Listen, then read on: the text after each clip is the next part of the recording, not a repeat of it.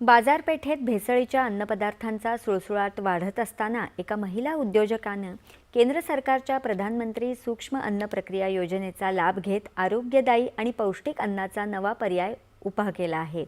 स्वतः आत्मनिर्भर होत इतर महिलांनाही रोजगाराची संधी उपलब्ध करून देणाऱ्या या उद्योजकेची यशोगाथा प्रेरणादायी ठरत आहे।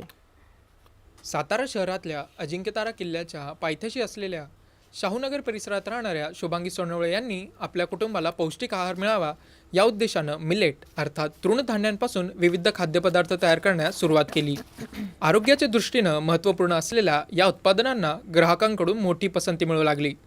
सन 2023 मध्ये आंतरराष्ट्रीय तृणधान्य वर्षाच्या पार्श्वभूमीवर केंद्र सरकारच्या पंतप्रधान सूक्ष्म अन्न प्रक्रिया उद्योग योजनेचा लाभ घेत शुभांगी सोनवळे यांनी सुमारे 6 लाख रुपयांचे कर्ज प्राप्त केले। या निधीतून आधुनिक यंत्रसामग्री खरेदी करत त्यांनी नाचणी बिस्किटे, लाडू, ज्वारी आणि नाचणीचे चिवडे यांसारख्या विविध उत्पादनांचा उद्योग सुरू केला। व्यवसायाची सुरुवात करताना आपल्याला भांडवलाची गरज लागते। मग आपल्याला भांडवल एवढे कुठून मिळणार, तर आपल्याला महाराष्ट्र शासन कृषी विभाग यांच्याकडून प्रधानमंत्री अन्न सूक्ष्म प्रक्रिया उद्योग यांच्याकडून 6 लाखाचे कर्ज मिळाले। 2,32,000ची आपल्याला सबसिडी मिळाली आणि ह्याच्यामधून हा व्यवसाय मी सुरू केला। या व्यवसायाबरोबर आणखी 2 महिलांसाठी मी हा व्यवसाय निर्माण करून दिला। आणि दुसरी गोष्ट म्हणजे आपण काही गोष्टी आपल्या व्यवसायातून होत नाही तर आपण ह्या बचत गटाच्या माध्यमातून करून घेतो, जेणेकरून त्याही महिलांना त्यांचा रोजगार निर्मिती करता येईल किंवा त्यांना रोजगार मिळेल। कृषी विभागाच्या माध्यमातून भांडवली सहाय्य आणि सुमारे 2,32,000 रुपयांचे अनुदान मिळाल्यानं या उद्योगाला बळ मिळाले। आज वैदिक फूडची उत्पादने आरोग्यदायी पर्याय म्हणून ग्राहकांपर्यंत पोहोचत आहेत।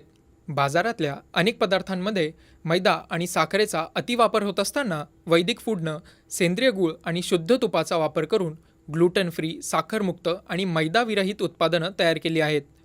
विशेष म्हणजे या सर्व उत्पादनांना प्रयोगशाळेची गुणवत्ता प्रमाणित मान्यता देखील प्राप्त झाली आहे। स्वतःच्या उद्योगासोबतच इतर महिलांनाही सक्षम करण्याचे काम शुभांगी सोनवळे करत आहेत। त्यांच्या उद्योगात 2 महिलांना थेट रोजगार मिळाला असून अनेक बचत गटांनाही नाचणीच्या पदार्थांच्या निर्मितीत सहभागी करून घेतले जात आहे।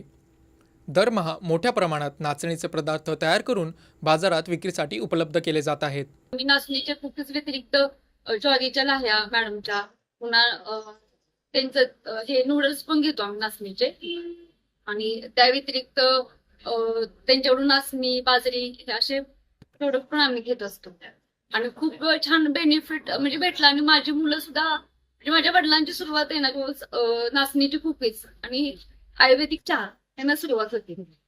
घरातल्या ज्येष्ठ नागरिक आणि लहान मुलांच्या आरोग्यासाठी पौष्टिक पर्याय शोधणाऱ्या ग्राहकांकडून या उत्पादनांना उत्स्फूर्त प्रतिसाद मिळत आहे।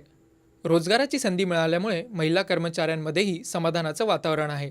इथं आल्यापासून मला माझ्या संसाराला खूप हातभार भेटला। ह्या मॅडमनी खूप मार्गदर्शन केलं आणि इकडे मी बिस्किट वगैरे लाडू हे तयार करते। कुटुंबाच्या आरोग्याच्या विचारातून सुरू झालेला हा छोटासा उपक्रम आज यशस्वी उद्योगात रूपांतरित झाला आहे।